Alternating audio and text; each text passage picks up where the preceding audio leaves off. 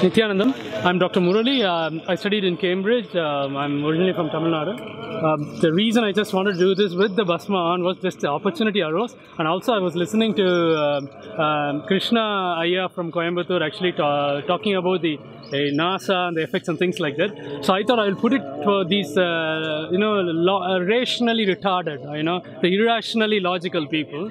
I wanted to make a statement about how scientific actually this is and how unscientific the usage of science is.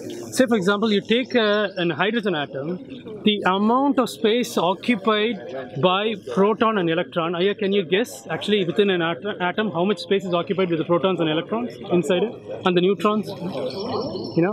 Can you make a guess? Okay, just make a guess number because I want to make it a bit more interactive and interesting. Otherwise, people will just watch it like any other video. Okay, I'll go with the answer. Just like everybody is just like shy here. It's just actually 0.0000001%. So what is the rest of the atom? It's basically vacuum, empty space, which we think is a vacuum, empty space which has no characteristics, blah blah blah, all these kind of nonsense.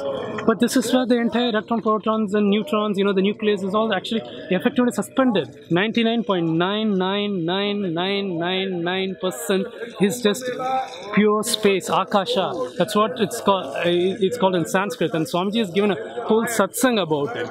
So what science does is actually does a fraction of this 0.0000001% of matter is what it's researching on, and even that it's not entirely, it doesn't know 100% of it.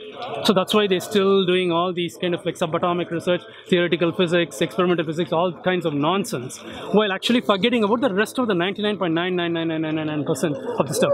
So if I'm a doctor and if I know only like about 1% or even like 10 or 20% of medicine, would you ever come to me as a patient?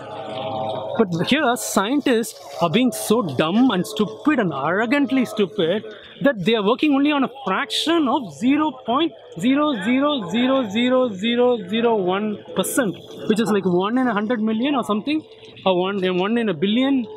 And of which a fraction of which they understand. And they think science is something so special. It's absolutely nonsense. So if space is everything, if the material is suspended in everything, science still doesn't know where this matter come from. So matter ought to come from Akasha, the space. So you have no other logical possibility, even by their own rationality, even by their own logical understanding. It's ridiculous. But no textbook, no school textbook actually gives this proportion of how much actually is space within an atom and there is, this atomic, subatomic particles. They don't do it. I think it's actually deliberate. It's a conspiracy because they want to hide it, because if they put this fact down, which is easy to Google and find out, people will come up with and ask, oh, it's all almost empty space. So then why are we not trying to understand space? In fact, space, after this ether theory has been dismissed, they've dismissed space as being an inert something vacuum which has no property, nothing, all these kind of nonsense. That is not scientific. Nobody has a right to reject data points. This is a data point. This is a data point that space exists. Almost 99.9999% is just space.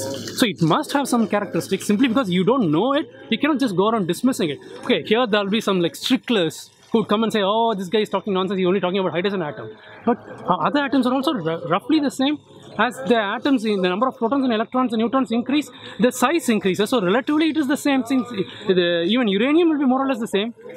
So the thing is, people are dumb, drunk with idiotic, irrational, illogical things which they think is rationality, is science, is logic, and all sorts of nonsense. This is pure propaganda and this is not science.